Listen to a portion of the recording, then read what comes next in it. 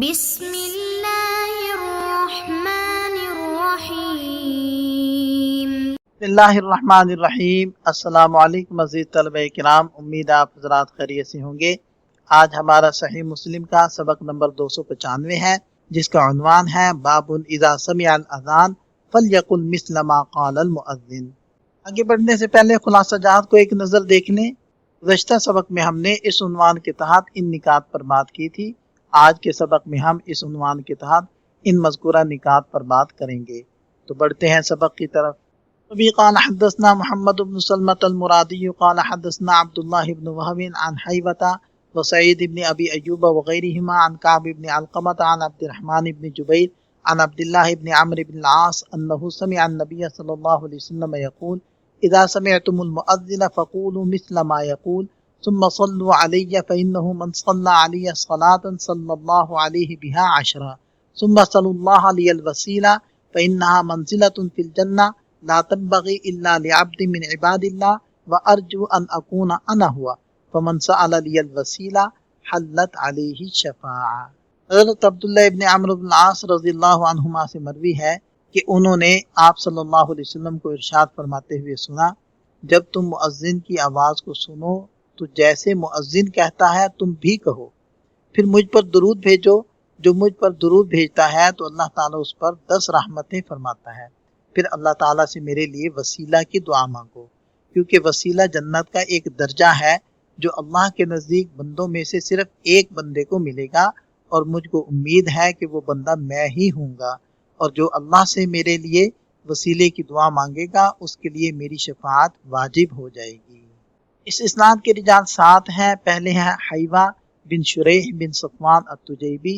ثقۃ ثبت فقیہ، دوسرے ہیں سعید بن ابی ایوب ثقۃ ثبت، تیسرے ہیں کعب بن علقمہ بن کعب، چوتھے ہیں عبد الرحمن بن جبیر العامری، پانچویں ہیں عبداللہ بن عمرو بن العاص السہمی، صحابی ابن صحابی ہیں رضی اللہ عنہما۔ یہاں اس اسناد کے لطائف کو ذکر کیا جا رہا ہے۔ یہ امام مسلم رحمۃ اللہ علیہ کے سداسیات میں سے ہے، اور یہ شروع سے آخر تک مصری راویوں کے تسلسل پر مشتمل ہے، اور اس میں تابعی سے روایت کر رہے ہیں، اور صحابی ابن صحابی ہیں جو سابقین اولین میں سے ایک ہیں، بادل اربع فقہا میں سے ایک ہیں۔ ثم صلوا اللہ لی الوسیلہ، یعنی پھر تم میرے لیے اللہ سے وسیلہ مانگو۔ اس کی تشریح کرتے ہوئے فرماتے ہیں کہ یہ حدیث دراصل صحیح بخاری کی اس روایت کی بہترین وضاحت کرتی ہے جس میں فرمایا گیا ہے کہ جو شخص اذان سنتے وقت یہ دعا پڑھے اللہم رب ہذہ الدعوۃ التامہ، تو بظاہر لفظ وقت سے یہ ذہن میں آ سکتا ہے کہ شاید اذان کے دوران ہی یہ دعا پڑھنی ہے، لیکن زیر بحث حدیث نے اس شبے کو دور کر دیا اور یہ واضح کر دیا کہ بخاری شریف کی حدیث میں اذان سننے کے وقت سے مراد اذان مکمل ہونے کے بعد کا وقت ہے، یعنی جب مؤذن اذان مکمل کر لے تو اس کے بعد فراغت پر یہ دعا پڑھی جائے گی۔ اس کے بعد نبی پاک صلی اللہ علیہ وسلم کے ارشاد گرامی لیل وسیلہ، اس پر گفتگو کرتے ہوئے علامہ طور پشتی رحمہ اللہ وسیلہ کے لغوی اور شرعی معنی بیان کرتے ہیں۔ وہ کہتے ہیں کہ لغت میں وسیلہ ہر اس چیز کو کہتے ہیں جس کے ذریعے کسی منزل تک پہنچا جائے یا کسی کا قرب حاصل کیا جائے۔ جنت کے اس بلند ترین مقام کا نام وسیلہ اس لیے رکھا گیا ہے کیونکہ جو خوش نصیب اس مقام تک پہنچے گا وہ اللہ سبحانہ وتعالی کے سب سے زیادہ قریب ہوگا، اس کی ملاقات کی نعمت سے سرفراز ہوگا، اور جنت کے باقی تمام درجات کے مقابلے میں اسے خاص قسم کی کرامات اور اعزازات سے نوازا جائے گا۔ یہ جنت کی منزلوں میں سے کوئی عام منزل نہیں، بلکہ شارح فرماتی ہیں کہ یہ جنت کا سب سے اعلیٰ اور سب سے قیمتی مقام ہے، اور حدیث کے الفاظ لا تنبغی اس بات کی صراحت کرتے ہیں کہ یہ عظیم الشان مقام اللہ کے بندوں میں سے کسی اور کے لیے نہ تو میسر ہے، نہ حاصل ہو سکتا ہے، اور نہ ہی کسی اور کے لائق ہے سوائے اللہ کے ایک خاص بندے کے۔ اس کے بعد نبی پاک صلی اللہ علیہ وسلم نے اپنی انتہائی عاجزی کا اظہار کرتے ہوئے فرمایا فَأَرْجُو أَنْ أَكُونَ أَنَا هُوَ، مجھے امید ہے کہ وہ بندہ میں ہی ہوں گا۔ یہاں ایک فطری سوال پیدا ہوتا ہے کہ جب اللہ تعالیٰ نے نبی پاک صلی اللہ علیہ وسلم سے مقام محمود اور وسیلے کا حتمی وعدہ فرما رکھا ہے تو پھر آپ علیہ السلام نے یقین کی بجائے امید کا لفظ کیوں استعمال فرمایا؟ اس کا ایک جواب تو علامہ ابی رحمہ اللہ نے یہ دیا ہے کہ شاید آپ علیہ السلام نے یہ بات اس وقت ارشاد فرمائی تھی جب آپ کو ابھی وحی کے ذریعے اس بات کا یقینی علم نہیں دیا گیا تھا کہ آپ ہی مقام محمود کے مالک ہیں۔ اور دوسرا پہلو یہ ہے کہ اگرچہ آپ علیہ السلام کا مقام طے شدہ ہے، لیکن جب امت آپ علیہ السلام کے لیے یہ دعا مانگتی ہے تو اس دعا کی برکت سے اللہ تعالیٰ آپ علیہ السلام کے درجات میں مزید بلندی اور رفعت پیدا فرماتے ہیں، بالکل ویسے ہی جیسے امت کے درود پڑھنے سے آپ علیہ السلام کے درجات بلند ہوتے ہیں۔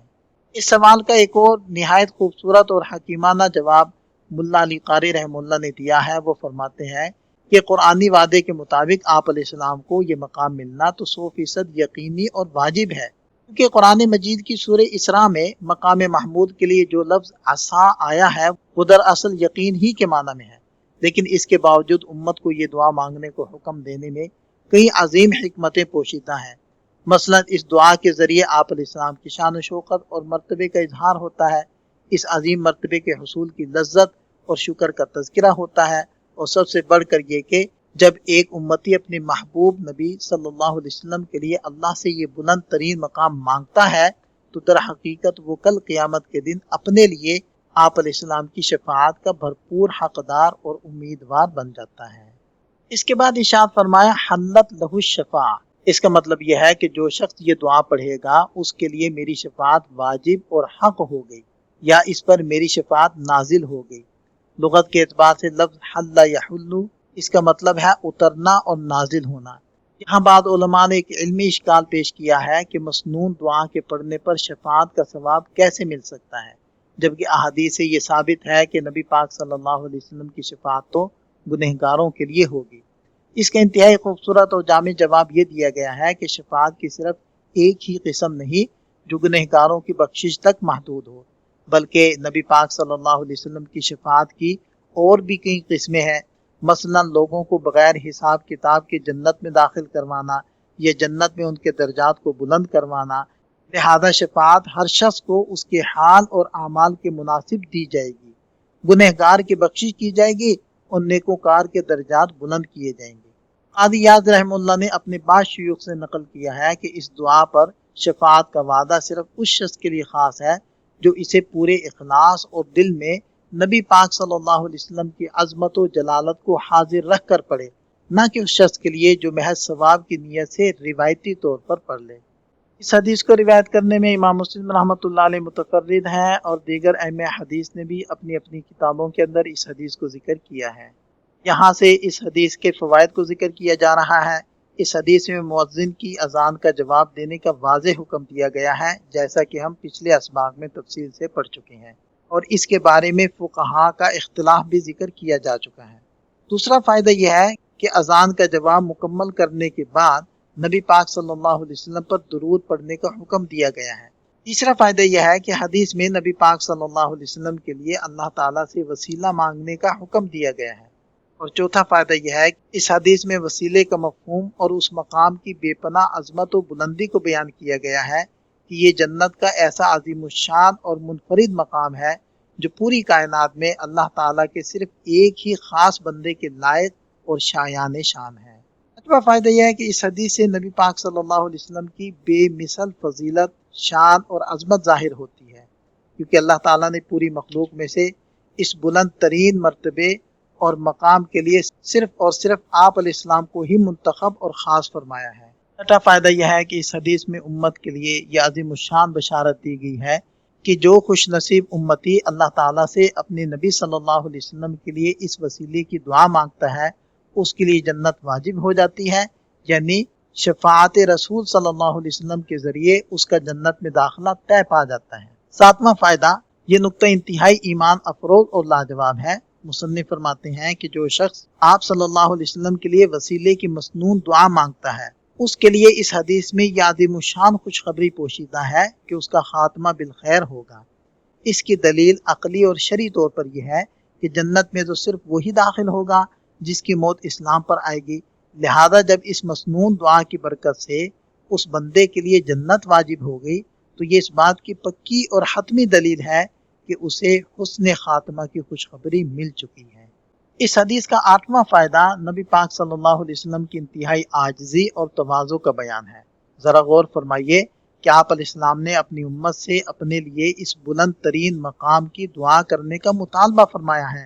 حالانکہ یہ بات اللہ کے وعدے کے مطابق بالکل طے شدہ ہے کہ یہ مقام ملنا ہی آپ علیہ السلام کو ہے۔ اس کے باوجود امت سے دعا کا فرمانا آپ علیہ السلام کی کمال عبدیت اور امت پر انتہائی شفقت کا مظہر ہے۔ 9واں فائدہ اس قرآنی آیت کا عملی ظہور اور ثبوت ہے، جس میں اللہ تعالیٰ نے فرمایا وَمَا أَرْسَلْنَاكَ إِلَّا رَحْمَةً لِلْعَالَمِينَ۔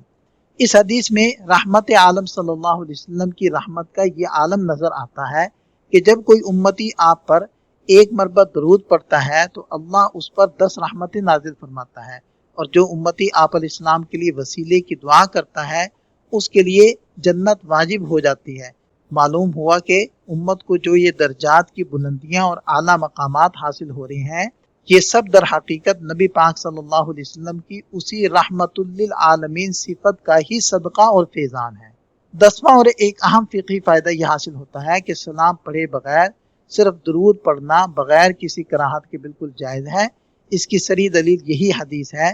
بہت سے کبار فقہاء اور علماء کا یہی مسلک ہے۔ وبه قال حدثني إسحاق بن منصور قال أخبرنا أبو جعفر محمد بن جهضم الثقفي قال حدثنا إسماعيل بن جعفر عن عمارة بن غزية عن خبيب بن عبد الرحمن بن إسحاق عن حفص بن عاصم بن عمر بن الخطاب رضي الله عنه عن أبي عن جده عمر بن الخطاب رضي الله عنه قال قال رسول الله صلى الله عليه وسلم إذا قال المؤذن الله أكبر الله أكبر فقال أحدكم الله أكبر الله أكبر ثم قال أشهد أن لا إله إلا الله قال أشهد أن لا إله إلا الله ثم قال أشهد أن محمد رسول الله قال أشهد أن محمد رسول الله ثم قال حي على الصلاة قال لا حول ولا قوة إلا بالله ثم قال حي على الفلاح قال لا حول ولا قوة إلا بالله ثم قال الله أكبر الله أكبر قال الله أكبر الله أكبر ثم قال لا إله إلا الله قال لا الہ الا اللہ من قلبہ دخل الجنہ۔ ترجمہ واضح ہے۔ حضرت عمر فاروق رضی اللہ عنہ فرماتے ہیں کہ نبی پاک صلی اللہ علیہ وسلم نے ارشاد فرمایا کہ جب مؤذن یہ کلمات کہے اور سننے والا آگے سے جواب میں وہی کلمات دہرا دے اسی طرح بالترتیب، تو فرمایا کہ جس نے دل سے یعنی اخلاص سے مؤذن کا جواب دیا تو وہ جنت میں داخل ہو گیا، یعنی جنت میں داخل ہوگا۔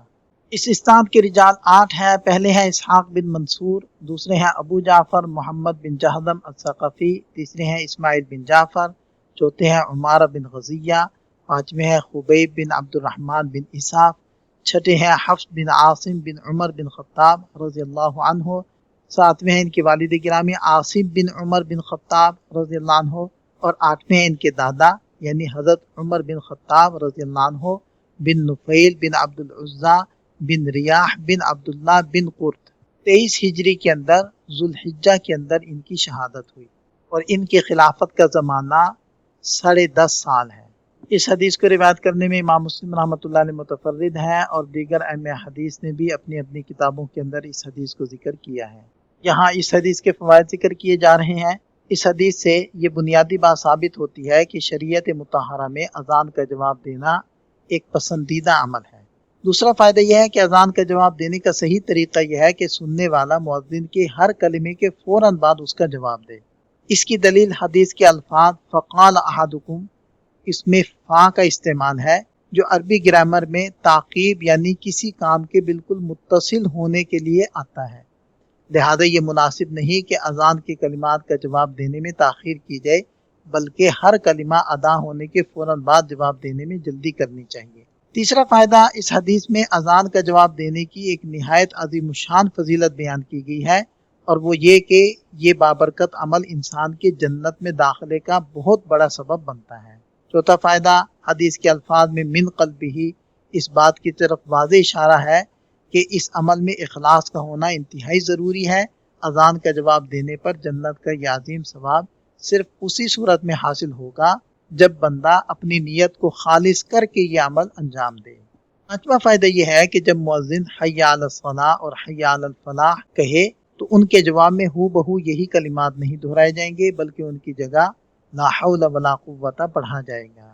ابھی قال حدثنا محمد بن رمح قال اخبرنا الليث عن الحكيم بن عبد الله بن قيس القرشي قال وحدثنا قتيبة بن سعيد قال حدثنا ليث عن الحكيم بن عبد الله عن عامر بن سعد بن ابي وقاص عن سعد بن ابي وقاص رضي الله عنه عن رسول الله صلى الله عليه وسلم انه قال من قال حين يسمع المؤذن اشهد ان لا اله الا الله وحده لا شريك له وان محمدا عبده ورسوله رضيت بالله ربا وبمحمد رسولا وبالاسلام دینا غفر له ذنبه قال ابن رمح في روايته من قال حين يسمع المؤذن وانا اشهد ولم يذكر قتيبة قوله وانا۔ حضرت سعد بن ابی وقاص رضی اللہ عنہ سے مروی ہے کہ نبی پاک صلی اللہ علیہ وسلم نے ارشاد فرمایا کہ مؤذن کی اذان سن کر جس نے یہ کہا کہ اشہد ان لا الہ الا اللہ وحدہ لا شریک لہ وان محمدا عبدہ ورسولہ رضیت باللہ ربا وبمحمد الرسولہ وبالاسلام دینا، تو اس کے گناہ بخش دیے جائیں گے۔ دوسری روایات میں اشہدو کے بجائے انا اشہدو ہے۔ اس اسناد کے رجال 6 ہیں۔ پہلے ہیں محمد بن رمح، دوسرے ہیں قتیبہ بن سعید، تیسرے ہیں لیث، چوتھے ہیں حکیم، اور پانچویں ہیں عامر بن سعد بن ابی وقاص، اور چھٹے ہیں سعد بن ابی وقاص رضی اللہ عنہ۔ ہاں، اس حدیث کی تخریج کو ذکر کیا جا رہا ہے۔ یہ ان احادیث سے حاصل ہونے والے چند فوائد اور نکات ہیں، ان کو بھی دیکھ لیں۔ یہاں ہمارا سبق مکمل ہو جاتا ہے۔ ایک نظر خلاصے کو دیکھ لیں۔ اس سبق سے متعلق چند سوالات ہیں، ان کے جواب تحریر کریں۔ ملتے ہیں نئے سبق کے ساتھ۔ اللہ تعالی ہم سب کا حامی و ناصر ہو۔ دعاؤں میں یاد رکھیے گا۔ السلام علیکم۔